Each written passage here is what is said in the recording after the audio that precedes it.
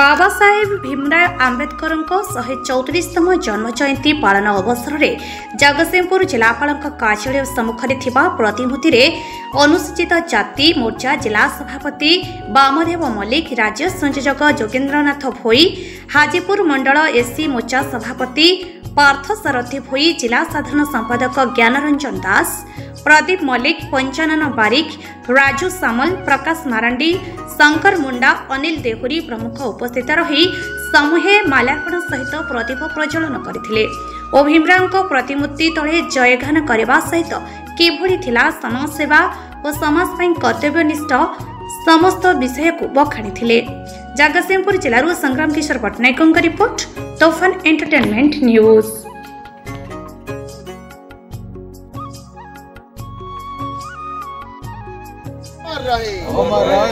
बाबा साहेब भीमराव अम्बेडकर जी अमर रहे। बाबा साहेब भीमराव अम्बेडकर जी अमर रहे। अमर रहे, अमर रहे। बाबा साहेब भीमराव अम्बेडकर जी अमर रहे। मो ना हूँ जोगेन्द्रनाथ भोई, राज्य संयोजक अनुसूचित जाति मोर्चा। तो आज जो डॉक्टर आम्बेडकर निकट में दीपदान कले कौन रही उद्देश्य जहाँकि गत काली जो आम्बेडकर पर्व पालन हो तो आज दीपदान कर उद्देश्य कौन रही?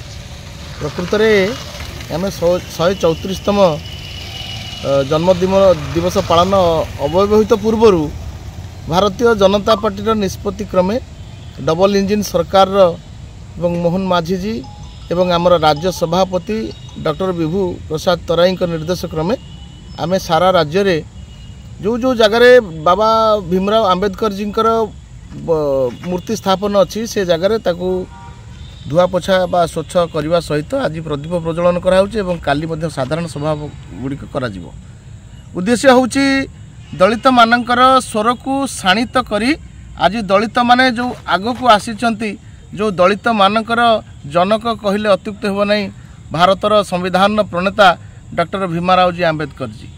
तेणु आम भारतीय जनता पार्टी ये काम को अति अग्रगण्य भाव में ग्रहण करी सबु जगार बाबांकर जो प्रतिमूर्ति अच्छी ताकू पुष्पमाल्य एवं प्रदीप प्रज्वलन करिवार आज जो दायित्व थिला ताकू आम पूरण कर।